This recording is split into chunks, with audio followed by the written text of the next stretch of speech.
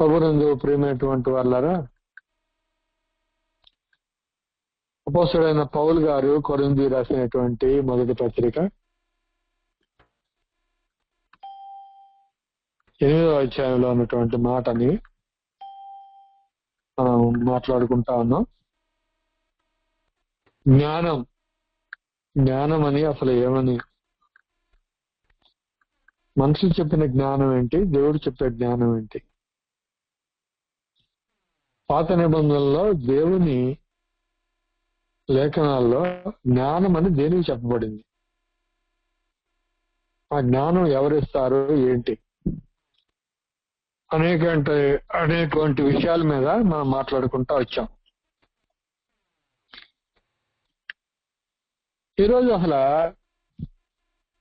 ప్రభువైన యేసుక్రీస్తు వారి గురించినటువంటి ఆ సందర్భాన్ని, ఆయన శరీరధారిగా ఉన్నప్పుడు జరిగినటువంటి కొన్ని సంఘటనలను మనం ఒకసారి చూద్దాం. లూకాసు వార్త 11వ అధ్యాయం, లూకాసు వార్త 11వ అధ్యాయం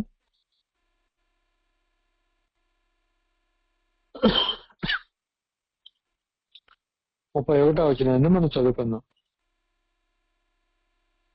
లూకాసు వార్త 11వ అధ్యాయం 31. దక్షిణ దేశపు రాణి విమర్శ కాలమున ఈ తరము వారితో కూడా లేచి వారి మీద నేరస్థాపన చేయును.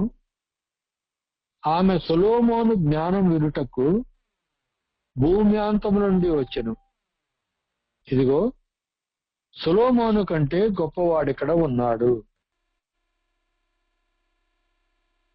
సొలొమోను యొక్క జ్ఞానాన్ని వినడానికి భూమి అంతముల నుంచి దక్షిణ దేశపు రాణి అంటే షేబా దేశపు రాణి వచ్చింది, ఆమె విన్నది అని రాయబడతా వచ్చింది. అంటే సొలొమోను కంటే జ్ఞానం కలిగిన గొప్పవాడు ఇక్కడ ఉన్నాడు అన్నటువంటి సంగతిని ప్రభువైన యేసుక్రీస్తు వారు అక్కడున్న ప్రజలను ఉద్దేశించి మాట్లాడుతూ ఆ సందర్భంలో వచనాన్ని మనం చదువుకున్నాం. ఇదే సందర్భాన్ని మత్తయి సువార్త 12వ అధ్యాయంలో కూడా మనం చదివితే, మత్తయి సువార్త 12వ అధ్యాయం 42వ వచనం. మత్తయి సువార్త 12:42. విమర్శ సమయమున దక్షిణ దేశపు రాణి ఈ తరము వారితో నిలవబడి వారి మీద నేరస్థాపన చేయును. ఆమె సొలొమోను జ్ఞానము వినుటకు భూమి అంతముల నుండి వచ్చాను. ఇదిగో, సొలొమోను కంటే గొప్పవాడు ఇక్కడ ఉన్నాడు. భూమి మీద జ్ఞానం కలిగినటువంటి రాజు సొలొమోను కంటే ముందు ఎవరు పుట్టలేదు, ఆ తర్వాత కూడా ఎవరు లేరని మనం అంతమంది చదువుకున్నాం, రాయబడినటువంటి సంగతి. ఆయన కంటే గొప్పవాడు ఉన్నాడు అనేటువంటి పదాన్ని మనం గమనించాలి. సొలొమోను కంటే గొప్పవాడు. సొలొమోను ఎందుకు జ్ఞానంలో గొప్పవాడుగా, జ్ఞానం కలిగిన వాడుగా ఎందుకున్నాడంటే దేవుడిచ్చినటువంటి ఆ విషయ పరిజ్ఞానం, దేవుడిచ్చినటువంటి, ఇప్పుడు అనేక పదాలు ఉంటాయి అన్నమాట. Wisdom, sensible, wise, knowledge. Knowledge అని, వైజ్ అని, సెన్సిబుల్ అని, విజ్డమ్ అని. జ్ఞానం, తెలివి, వివేచన, సమయస్ఫూర్తి, ఈ వివేకానికి సంబంధించినటువంటి విషయాలన్నీ కూడా ఒక వ్యక్తి ఆయా పరిస్థితుల్లో తను కనపరిచేటువంటి బుద్ధి కుశలతను, లేకపోతే తను చూపించినటువంటి ఆ ప్రజ్ఞా పాఠవాల్ని మనం తెలియగలవాడని, జ్ఞానం కలిగిన వాడని, సమయస్ఫూర్తి గలవాడని, అలాగే చాలా వివేకం కలిగిన వాడని మనం మాట్లాడుతూ ఉంటాం. సొలొమోను అవన్నీ కూడా ప్రదర్శించాడా లేదా, అవన్నీ కూడా చూపించాడా లేదా తన పరిపాలన సమయంలో? జ్ఞానము ఇవ్వు, నువ్వు నీ ప్రజల నుండి ఎట్లు న్యాయం తీర్చాలో అది నాకు తెలియదు, నేను చిన్నవాడిని అని అడిగాడు. నీకు జ్ఞానంతో పాటు ఐశ్వర్యాన్ని ఇచ్చేస్తున్నాడని దేవుడు ఇచ్చాడు. చిక్కొచ్చి పడింది. ఎప్పుడైతే ఐశ్వర్యం వచ్చిందో జ్ఞానం మరుగున పడిపోయింది. దేవుని గురించినటువంటి జ్ఞానం కోల్పోతా వచ్చాడు. జ్ఞానం వచ్చిందంటే దేవుని వాక్యం వినడం ద్వారా, దేవుని ఆజ్ఞలు గైకొనడం ద్వారా, దేవుని శాసనాలు అనుసరించి నడవడం ద్వారా అది జ్ఞానం. ఏది చెయ్యాలో అది చేయకూడదు, ఎప్పుడు ఎలా ప్రవర్తించాలో అది తెలియజేసేది. అవన్నీ కూడా దేవుడు ఆయా సమయంలో ఆయా వ్యక్తులకి అనుగ్రహిస్తా వచ్చాడు. బెసలేలు అనే ఒక వ్యక్తిని చూశాం. ఆయన ఏ రీతిగా జ్ఞానాత్మ పూర్ణుడై ఉన్నాడో మనం చూసాం. మోషేని చూసాం, ఎలా మందసాన్ని దేవుడు చూపించిన నమూనాని ఉన్నది ఉన్నట్టుగా జరిగిస్తూ వచ్చాడు. దావీదుని చూసాం, దేవుని జ్ఞానం కలిగినటువంటి వాడుగా ఎలా నడుస్తూ వచ్చాడు, ఎలా ప్రవర్తిస్తూ వచ్చాడు. ఒక సొలొమోను చూస్తున్నాం, దేవుని జ్ఞానం కలిగిన వాడుగా ఎలా పరిపాలన చేశాడు. వీళ్ళందరిలో మనం చెప్పుకున్నటువంటి వాళ్ళందరిలో ఎక్కడో చోట ఏదో ఒక చోట ఒక లోపము, ఒక కొదువ ఉన్నది వారి జీవితాల్లో. అందుకని చెప్తున్నమాట, సొలొమోను కంటే గొప్పవాడు ఇక్కడ ఉన్నాడు అని. ఆ గొప్పవాడిని గుర్తించడంలో సమాజం పక్కదారి పట్టేస్తుంది. సరే, గుర్తించామని చెప్పుకున్న వాళ్ళు ఆయన పొజిషన్ లో ఎలా చూడాలన్నది వీళ్ళు తప్పిపోతా ఉన్నారు. చూడాలి కదా ఆయన అసలు ఎవరు, ఎలా చెప్పాడు, ఎలా వచ్చింది. దేవుని జ్ఞానము సొలొమోను ద్వారా ఎలా ఆ దినాల్లో వెల్లడవుతా వచ్చింది. దేవుని జ్ఞానం ఆయా సమయాల్లో, ఆయా సందర్భాల్లో, ఆయా ప్రవక్తలు, యాజకులు, రాజులు, న్యాయాధిపతులు వీళ్ళందరి ద్వారా ఎలా బయలుపడతా వచ్చింది అనేది మనం అర్థం చేసుకోవాలి. బుద్ధి, జ్ఞాన, సర్వ సంపదలు దేవుని యందే గుప్తములై ఉన్నాయి, ఆయనందే ఉన్నాయి. ఆయన ఇస్తే తప్ప ఇంకెవరికి రాదు. ఈ భూమి మీద బతకడానికి, భూమిలో మీద ఉండేటువంటి వాటి గురించి అవగాహన చేసుకొని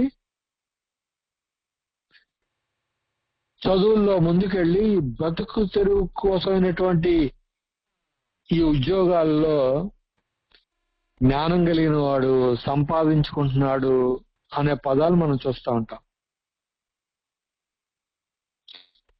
ఈ భౌతికమైన వాటి గురించినటువంటి ఆ జ్ఞానం మనకు కలిగితే, అవగాహన కలిగితే, అతన్ని శాస్త్రవేత్త అని డాక్టరేట్ ఇచ్చి ఆయన సన్మానిస్తారు.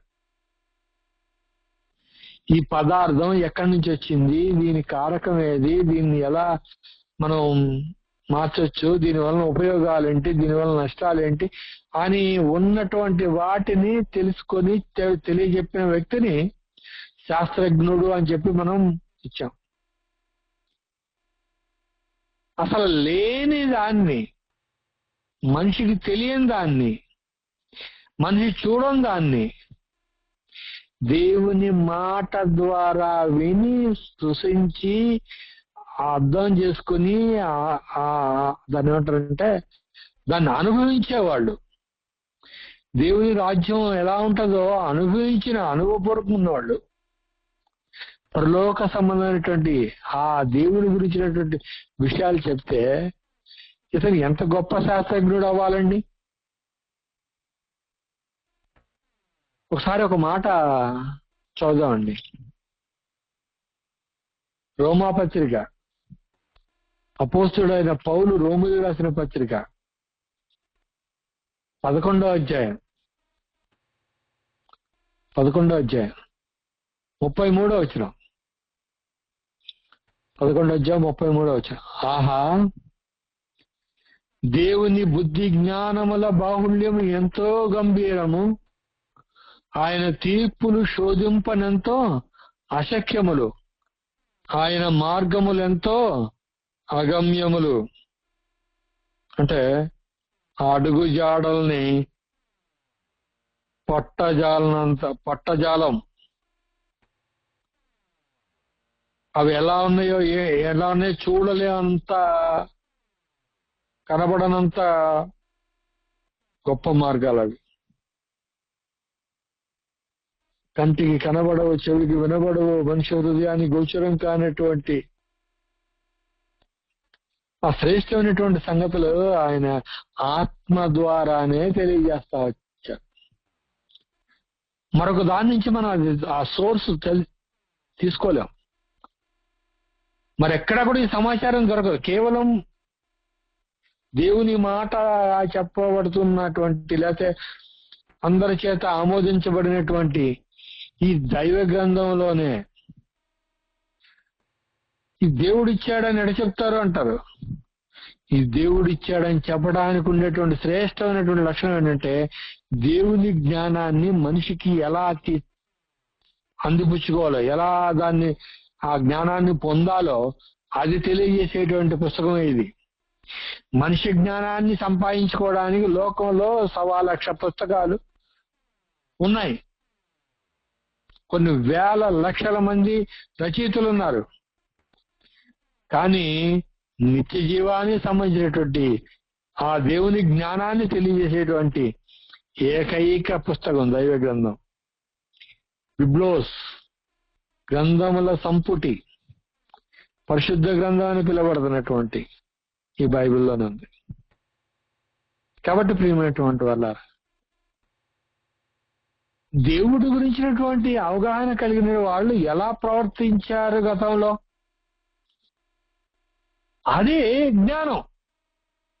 వాళ్ళు ఎలా నడిచారు, వాళ్ళు ఎలా ప్రవర్తించారు, అది జ్ఞానం. ఇప్పుడు చూడండి, యేసుక్రీస్తు వారు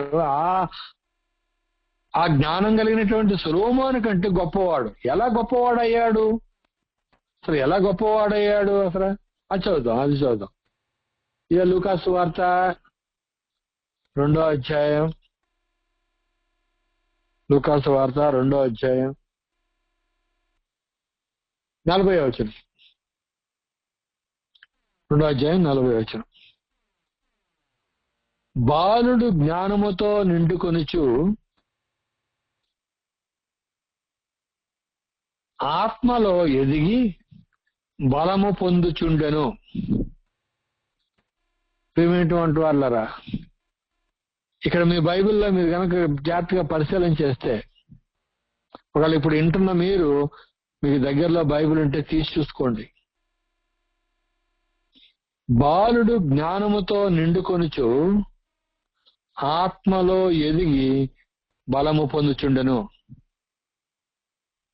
ఏ బాలుడు ఈ భూమి మీద దేవుని జ్ఞానంతో లేకపోతే జ్ఞానంతో నిండుకొనుచు ఆత్మలో ఎదిగి బలం పొందుతున్నాడు?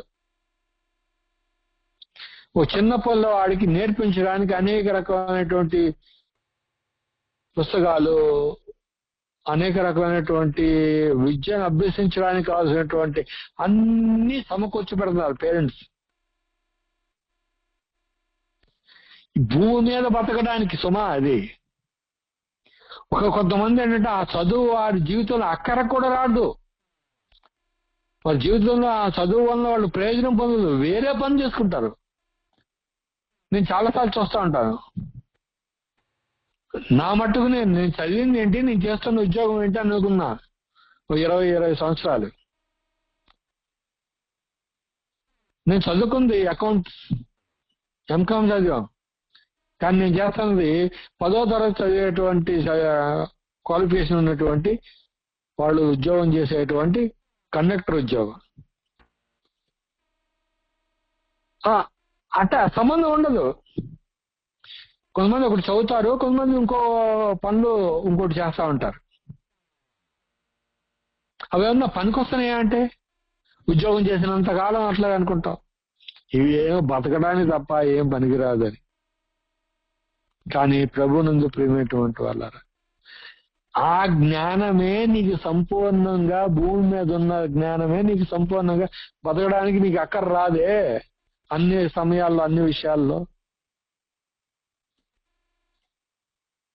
దానికోసమే మన పిల్లల్ని, మన మనవాళ్ళని, మనవరాళ్ళని, మన కూతుళ్ళని ఎంత ప్రయాసపడతాం వాటి కోసం. వేలల్లో, లక్షల్లో వాళ్ళకి ఫీజులు కట్టి వాళ్ళకి కావాల్సిన అన్ని సమకూర్చి పెడతామే. దురదృష్టవశాత్తు పేదవాడు చదువుకోవడానికి మంచి ప్రభుత్వ కళాశాలలు పెట్టినటువంటి ప్రభుత్వాలు ఇప్పుడైతే లేవు, కానీ చదువు, వైద్యం ఉచితంగా ప్రతి ఒక్కరికి అందాలనేటువంటి ఆలోచన పాలకులకు ఇప్పుడు లేదు. కానీ అంటే ఆ ఆలోచన చేసిన వాళ్ళు ఏమవుతారంటే, లోకం ఎవడ చూసి వచ్చారో, ఎవరు కావాలనుకున్నారు, వాటి కోసమే ప్రయాసపడుతున్నారు. ఎంత డబ్బులైనా పర్లేదు, కాలేజీలో చేరుస్తాం, యూనివర్సిటీలో చేరుస్తాం. చూడండి, ఏ జ్ఞానం సంపాదించుకోవడాకండి? ఉచితంగా దేవుడు ఆయన తన వాక్కు చేత అనేక మంది ప్రవక్తల ద్వారా మనకి సమాచారాన్ని మనకి ఇచ్చేటప్పటికి కూడా దాన్ని మనం అందిపుచ్చుకోవడానికి, దానిలో మనం అనుసరించి నడవడానికి మనం చాలా విఫలం అవుతున్నాం. మామూలు విషయం కాదండి. ఇక్కడ ఒక బాలుడు ఉన్నాడు. ఈ బాలుడు ఏంటంటే ఈ వచనంలో జ్ఞానముతో నిండుకొనుచు ఆత్మలో ఎదిగి బలము పొందుచుండెను. ఎవరున్నారండి ఆ విధంగా పిల్లల్లో? అటువంటి పిల్లవాడు ఎవరున్నారండి? దేవుని దయ ఆయన మీద నుండెను. దేవుని జ్ఞానంతో, దేవుని ఆత్మలో వాక్యం నిరంతరం దివారాత్రులు ధ్యానించు వాటి యందు ఆనందించేవాడు ధన్యుడు అన్నటువంటి మాటలు. వాక్యం వాక్యం దేవుని మాట, దేవుని మాట, దేవుని మాట. దేవుడు ఇలా చెప్పాడు, ఇలా చేస్తా. దేవుడు ఇలా చేయొద్దు అన్నాడు, నేను మానేస్తా. దేవుడు వాటి గురించి మాట్లాడలేదు, నేను మాట్లాడను. దేవుడు అది చేయమన్నాడు, వాటి గురించే నేను చేస్తాను, వాటి గురించే నేను మాట్లాడతాను. ఇదండి జ్ఞానం అంటే. ఆ జ్ఞానాన్ని ఎప్పటి నుంచి అంటే బాలుడిగా ఉన్నప్పటి నుంచి ఆయన తెలియజేస్తా వచ్చాడు. ఇంకా చూడండి, అసలు జ్ఞానం అని ఎట తెలిసింది అనే ప్రశ్న వేశారు. మత్తయి సువార్త 11వ అధ్యాయం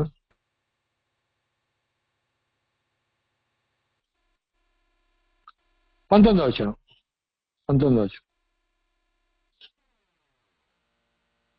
దానిలో ఉన్నటువంటి చివరి మాట చదువుతాను, లేకపోతే మొత్తం చదువుతానండి. యోహాను పైనుంచి, యోహాను తినకయు తాకయు వచ్చిన గనుక వీడు దయ్యం పట్టిన వాడని వారు అనుచున్నారు. మనిషి కుమారుడు తినుచు త్రాగుచును వచ్చిన గనుక ఇదిగో వీడు తిండిపోతును, మద్యపానీయు, సుంకరులను, పాపులకును స్నేహితుడని వారు అనుచున్నారు.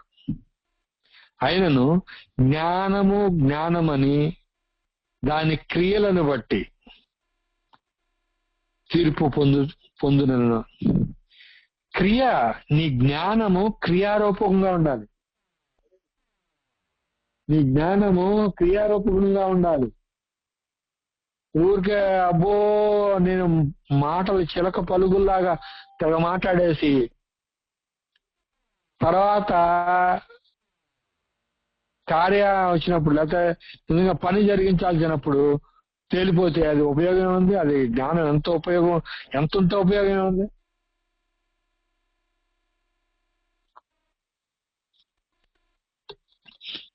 మన జ్ఞానం వలన మన బ్రతుకు లేకపోతే మన జీవితం ప్రయోజనకరం కావాలి, కానీ అది నాశనం అయితే దానివల్ల ఉపయోగం ఉంది?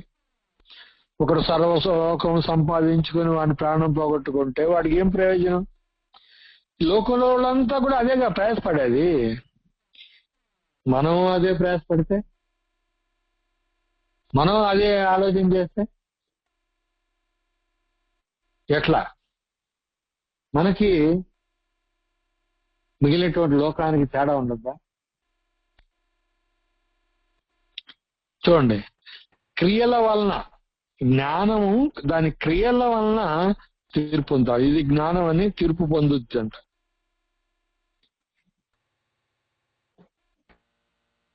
ఒక రోడ్డు మీద లేదా మన ఇంటి దగ్గర మన చుట్టూ ఉన్నటువంటి వారి మధ్య మనం దేవుని జ్ఞానాన్ని ఏ విధంగా మనం కనపరచగలం? లోకం ఏమైందంటే దేవుని జ్ఞానాన్ని మనం అనుసరిస్తే మనల్ని వెర్రివాళ్ళని అంటది. పిచ్చివాడు, అమాయకుడు, బతకనేవాడు అంటారు.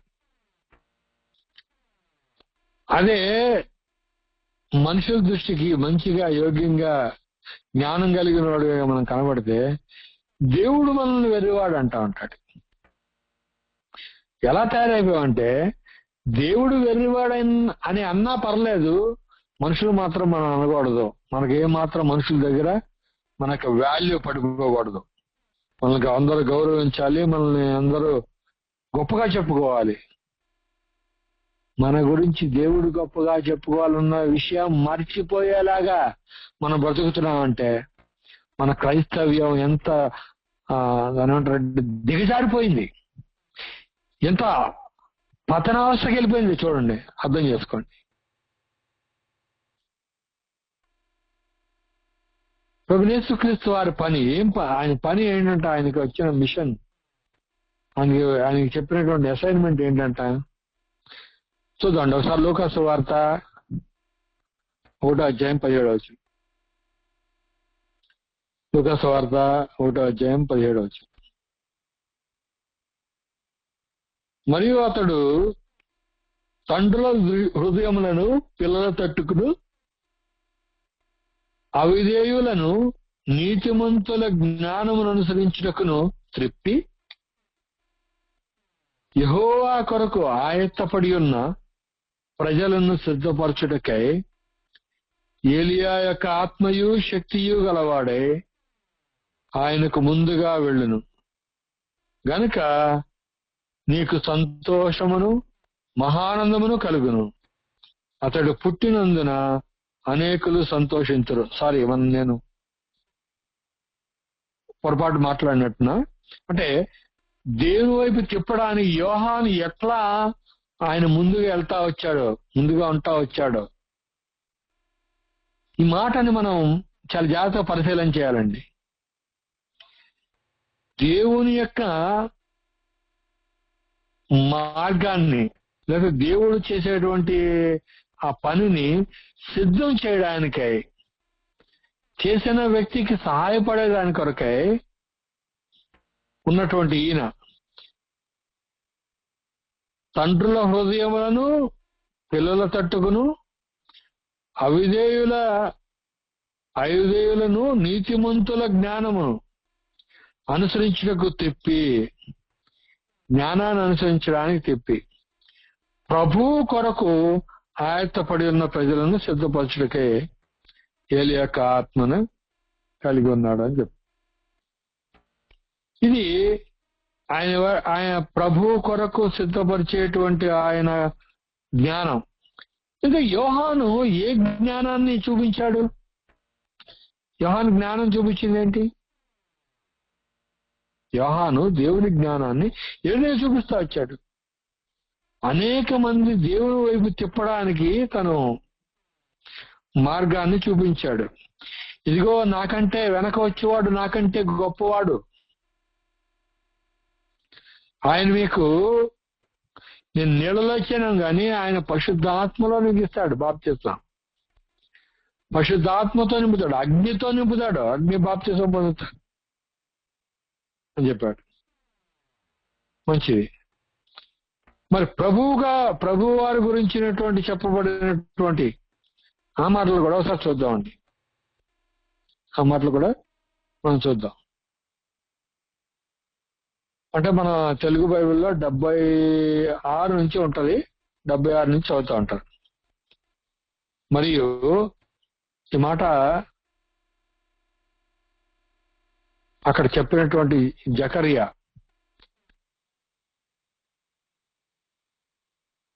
ఎవరైతే ఈ యొక్క ప్రభు మార్గాన్ని తెలియజేస్తా వచ్చాడో ఆయన గురించి ఆయన చెప్తున్నటువంటి మాట, నీవు సర్వోన్నతుని ప్రవక్త అనబడదు, మన దేవుని మహావాత్సల్యమును బట్టి వారి పాపములను క్షమించుట వలన తన ప్రజలకు రక్షణ జ్ఞానము ఆయన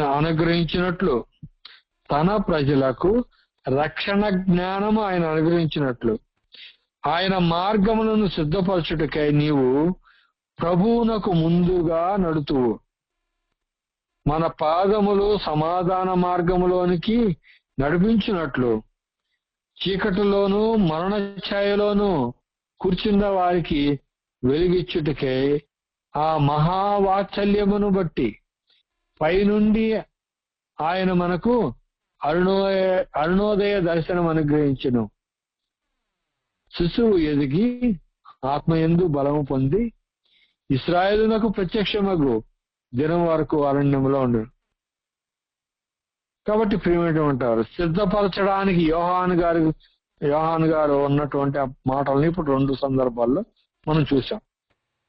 ఇప్పుడు సిద్ధపరిచి వచ్చినటువంటి ఆయన సంగతి మనం ఇంతకుముందు చదువుకున్నాం. 2వ అధ్యాయం 40 వచ్చిన చదువుకు. ఆ బాలుడు ఎట్లా ఉన్నాడంట? జ్ఞానముతోనూ నిండుకొనుచు. ఈ రక్షణ జ్ఞానాన్ని చూపించినటువంటి ఆయన, రక్షణ తెచ్చినటువంటి ఆయన గురించి ఆయన గురించి ఏమైనా మాట్లాడింది. ఆత్మలో ఎదిగి బలం పొందుచుండు. యేసుక్రీస్తు వారిని బాగా అబ్జర్వ్ చేస్తే మనం, ఆయన ఎక్కడా కూడా భూ సంబంధమైనటువంటి తెలివితేటల్ని, జ్ఞానాన్ని ఎక్కడా ప్రదర్శించలేదు. భూ సంబంధమైనటువంటి వివేకాన్ని, భూ సంబంధమైనటువంటి ప్రజ్ఞాపాఠవాలను ఎక్కడ కనపరచలేదు. ఆయన ఎప్పుడు కూడా ఆత్మలో బలం పొందుతూ దేవుని జ్ఞానంతో నిండి ఉన్నాడు. చూడండి, దేవుని జ్ఞానంతో నిండినటువంటి ఆయన మిగిలిన విషయాలన్నీ కూడా ఏది అసలు స్థానం లేదు, ఆయన దగ్గర అవకాశం లేదు. మనం ఒక పాత్రలో దేంతో నింపుతో దాంతో నింపబడి ఉంటది. బాగా అర్థం చేసుకుంది. మనలో దేవుని జ్ఞానం ఉంటది, లోక జ్ఞానం ఉంటది, వ్యర్థమైనటువంటి పనికిరానటువంటి నా జ్ఞానం కూడా మన దగ్గర ఉంటుంది. అలా కాదు మన ప్రభువారు, అలా లేడు. ఆయన ఎలా ఉన్నారు? దేవుని జ్ఞానంతోనే నింపబడ్డాడు. ఆత్మలో ఎదుగుతూ బలం పొందుతూ అన్నాడు. ఇది అసలు చాలా మిగిలినటువంటి వారికిను యేసు ప్రభు వారికి ఉన్నటువంటి అతి ప్రాముఖ్యమైనటువంటి భేదం. మిగిలిన మనుషులందరూ కూడా తల్లి గర్భం నుంచి వచ్చిన దగ్గర నుంచి తల్లిదండ్రులు చెప్పిన జ్ఞానాన్ని, సమాజంలో ఉండే జ్ఞానాన్ని, చదువు ద్వారా వచ్చే జ్ఞానాన్ని వాటితో నింపుకుంటూ వచ్చారు. కానీ దేవుని వాక్యంతో వచ్చినటువంటి జ్ఞానంతో నింపుకోవడం జరగట్లా. పిల్లల జ్ఞాపకం చేసుకోండి, బాగా ఆలోచించండి. దేనితో నింపుకుంటున్నాం? దేవుని మాటలతో నింపుకుంటున్నామా? ఆయన ఆజ్ఞలు, ఆయన కట్టడలను అనుసరించి నడవడమే జ్ఞానం. ఆయన మనల్ని జ్ఞానాత్మ పూర్ణులుగా ఆయన చేస్తేనే సాధ్యమవుతుంది. నీ నోరు బాగా తెరువు, దాన్ని నింపుతాను అని చెప్పాడు. దేంతో నింపాడండి? దేవుని మాటతో నింపాడు. ఆ మాటనే పలుకుతూ వచ్చాడు ఆయన. ఆయన హృదయం బాగా తెరిచారు. ఆ తెరిచిన హృదయం నిండా దేవుడి గురించినటువంటి సంగతులే నింపుకుంటా వచ్చాడు. మనలా కాదు, గుర్తుపడండి. భూమి మీద ఉండేటువంటి ఏ వ్యక్తికి సాధ్యం కాని విధంగా ఆయన అలా పరిపూర్ణుడిగా దేవుని యొక్క లక్షణాలని తను నింపుకుంటా ఉన్నాడు, అనుసరిస్తా ఉన్నాడు. ఆయన ఏదైతే చెప్తారో మారు మాట్లాడకుండా, దానికి అసలు రెండో ఆలోచన చేయకుండా జరిగిస్తూ వచ్చాడు ఆయన.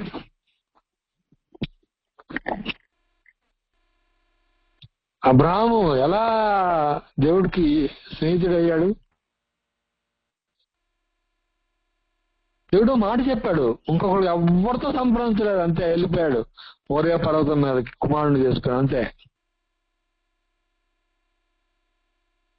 నా మాటకి అంత విలువ ఇచ్చాడని దేవుడు అబ్రాహాముని ఎంత విలువైన పొజిషన్ ఉంచాడండి. విశ్వాసులకు తండ్రి అని. యేసుక్రీస్తు వారు దేవుని జ్ఞానంతో నింపుకున్నాడు కాబట్టి దేవుని జ్ఞానంతో ఉన్నటువంటి ఆయన్ని నా కుమారుడు అని చెప్పి ఆయన కుడి పార్శ్వన కూర్చోబెట్టుకున్నాడు. మరణమే లేకుండా మరణం మీద జయం పొందేటువంటి ఆ విజయాన్ని అనుభవిస్తాడు. ఆ జ్ఞానంతోనే పైనుంచి వచ్చే జ్ఞానాన్ని ఆయన కలిగి ఉన్నాడు. భూ సంబంధం ఏదీ లేదు ఆయన దగ్గర, అంతే అండి. మనలో అయితే అన్నీ ఉంటాయి. అంటే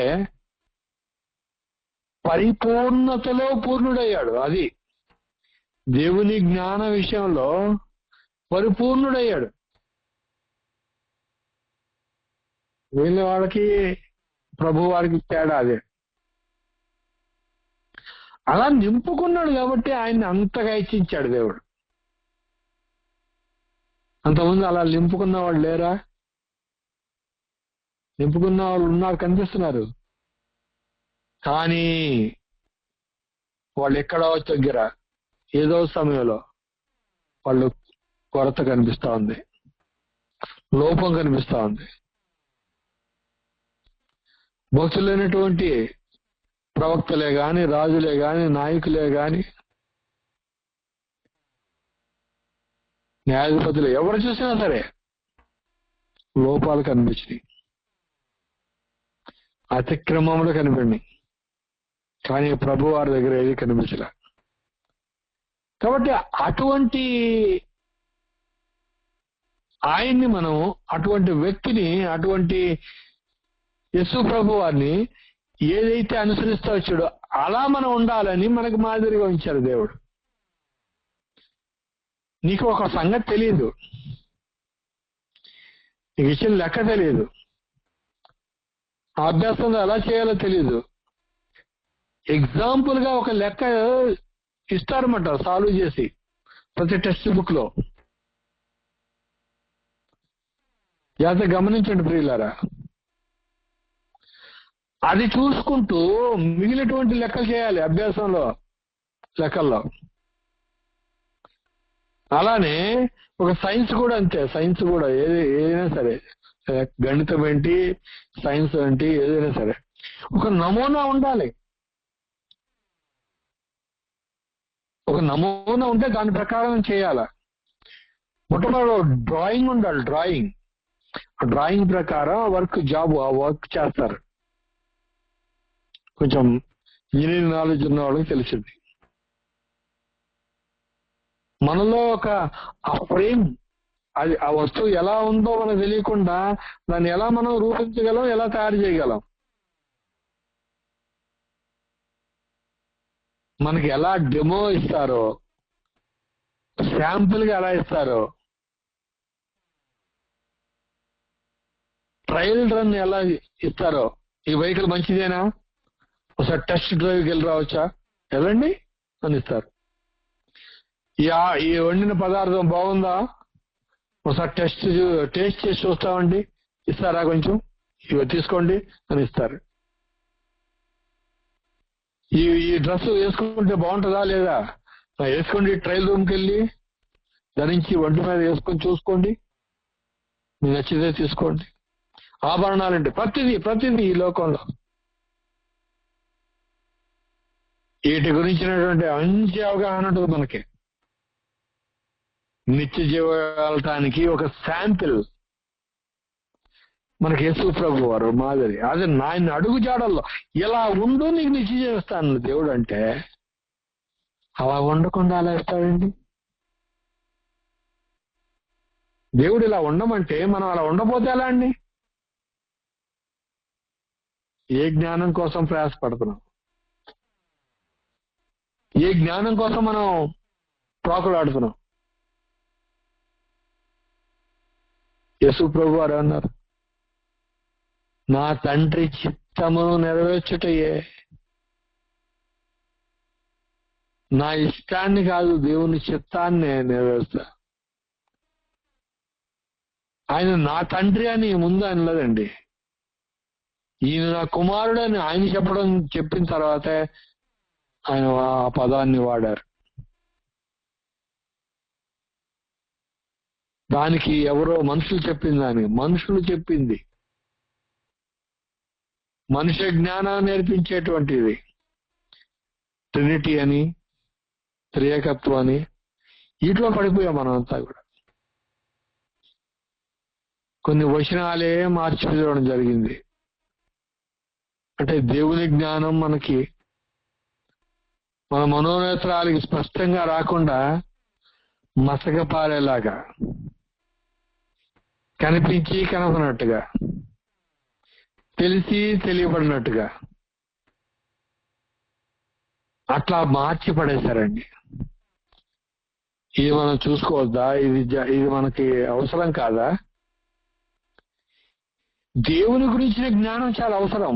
యేసుక్రీస్తు వలె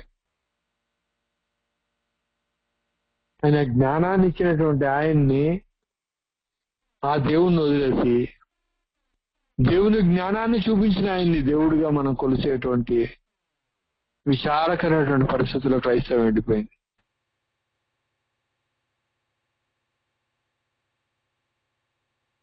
అద్వితీయ సత్యదేవుడు నిన్నును నీవు పంపిన యేసుక్రీస్తుని ఎరుగుటయే నిశ్చయం. అంటే నన్నును నిన్ను ఎరగటమే నిశ్చయం. ఏమని ఎరగాలి? దేవుడు అద్వితీయుడని, సత్యదేవుడని. అద్వితీయుడంటే రెండో వాడు లేకుండా ఉంటే ఏకైక అని ఉండాలి అసలు.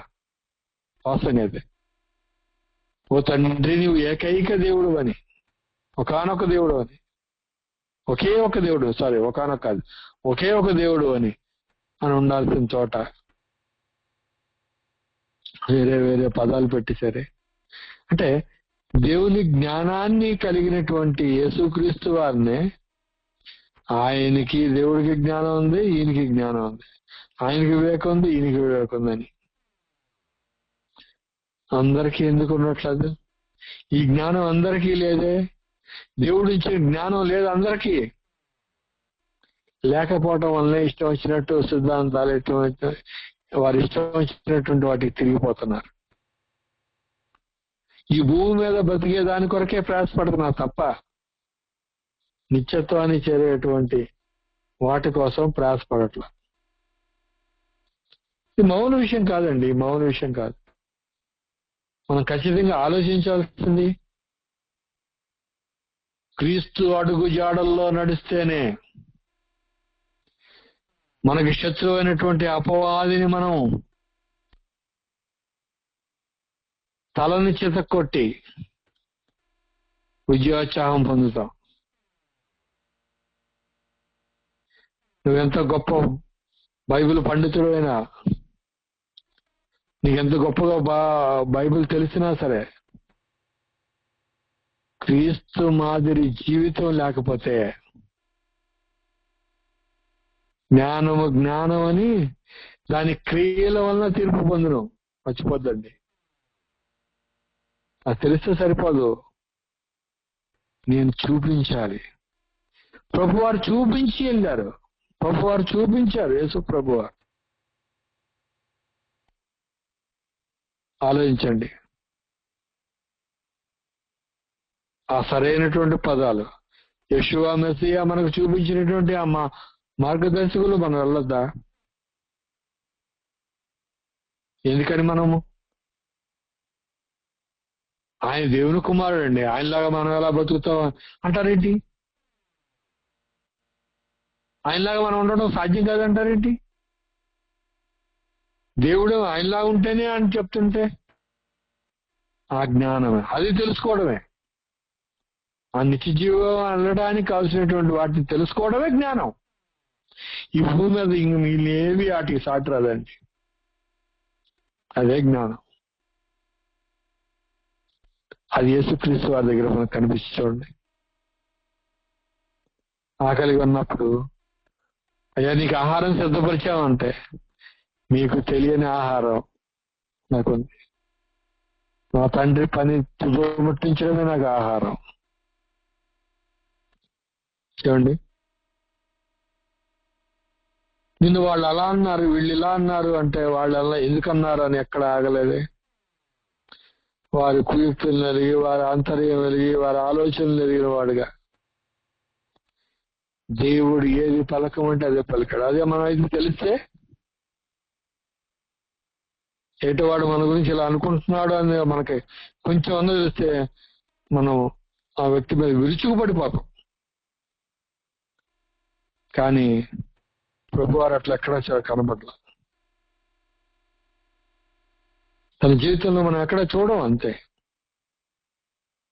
ఆయన ఏదైతే దేవుడి వాళ్ళని ఆజ్ఞ పొందుతా ఉంటాడో, ఆజ్ఞంటే పరలోకంలో పొంది ఇక్కడికి వచ్చాడంటారు ఆయన. ఇదొక కల్పితం. ఆయన భూమి మీదే దేవుని యొక్క రాజ్యంలో, అయితే భూమి మీదే పరలోక సంబంధమైనటువంటి, ఆకాశ సంబంధమైనటువంటి, పర సంబంధమైనటువంటి ఆత్మ నడిపింపును కలిగి ఉన్నాడు భూమి మీదే. అది అలా మనం ఉండాలి అనే దాని దగ్గరే వచ్చినటువంటి చిక్కు. ఆయన ఎక్కడ తీసుకెళ్ళిపోయారు? పరలోకంలో ఉన్నాడు, భూమి మీదకి వచ్చాడు అన్నారు. అది మ్యాటర్. క్రీస్తులా మనం ఉండలేం. దేవుడు ఎవరో మనకు తెలీదు. ఈయనే మన కోసం ప్రాణం పెట్టాడు, ఈయన్నే పూజిద్దాం, ఈయనే సేవిద్దాం అని అంటే మరి ఏమి జ్ఞానం ఉన్నట్టు? నీకు ఏమి జ్ఞానం ఉన్నట్టు? నువ్వు యేసుక్రీస్తుని కూడా తండ్రితో సమానుడిగా, లేదా తండ్రితో పాటు ఉన్నటువంటి వాడిగా, రెండో దేవుడిగా, లేకపోతే అధికారం కలిగిన వాడిగా పెట్టావంటే ఇంక నీకు దేవుని జ్ఞానం ఏమున్నట్టు లెక్క? అది చెప్పడానికి కదా, ఆ దేవుని జ్ఞానం చూపించడానికి కదా ఆయన వచ్చింది. ఆ చూపించిన ఆయన నువ్వు గొప్ప చేస్తున్నావేంటి? ఆయన మన సహోదరుడు, ఆయన మన వంటి వాడి, ఆయన మన బలహీనతలో సమానమైనటువంటి అనుభవం కలిగిన వాడు. ఆయనలో మనలాంటి మన పాప శరీరాకారంతో మనతో ఉన్నాడు. ఆయన మనలాగానే ఆయన అనుభవించాడు అవన్నీ. ఆయనకేమి లేదే భూసమ జ్ఞానానికి సంబంధించినటువంటి ఆలోచనలు. పరసమమే కదా ఆయనకు ఉన్నాయన్నీ. జ్ఞాపకం చేసుకోండి. ఆ లక్షణాలని, క్రీస్తు యొక్క జ్ఞానం సంబంధమైనటువంటి ఆ గుణ లక్షణాలని మనం కలిగి ఉంటేనే తప్ప లేకపోతే నిత్య జీవాన్ని మనం వెళ్ళలేమండి. ఇంకా మిగిలిన విషయాల తర్వాత మనం మాట్లాడుకుందాం. ప్రార్థన చేసుకుందాం అండి.